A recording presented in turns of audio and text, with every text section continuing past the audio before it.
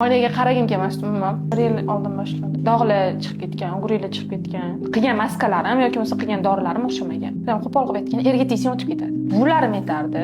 Yuzingga nimaga hech narsa qilmaysan? Yuzingda dog' chiqib ketadi-yu, ugri chiqib ketadi-yu. Bormaysanmi bu joyga? Bu joyga ko'rinmaysanmi? degan narsa ko'p jon ketyapti. Uy sharoitida qilinadigan narsalarni qilib ko'rganman.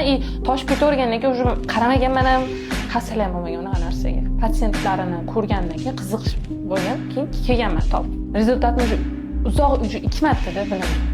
Chotki bilan yuzim oqardi ham, sirasi kelganimiz birinchi dog'ga ukol qilib, chunki men dog' bilan kelganman. Ko'p qora dog'lar ko'p edi. Oynaga qaragim kelmasdi umuman.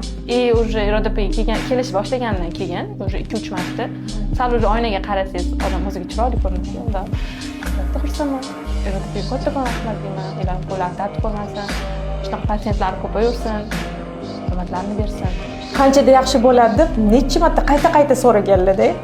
Keyin yaxshi bo'ladi, mana bitta protsedura qilsak, keyin ikkinchisini уже ko'ramiz rezultatni. Sekin-sekin etap-etap уже yaxshilanishi sezib ko'rib borasiz o'zingiz ham deb uspokoyis qilganman. Kelib mana Iroda onalarga ishonch qanaqadir o'ziga bo'lgan ortdi menda. Juda qattiq ortdi.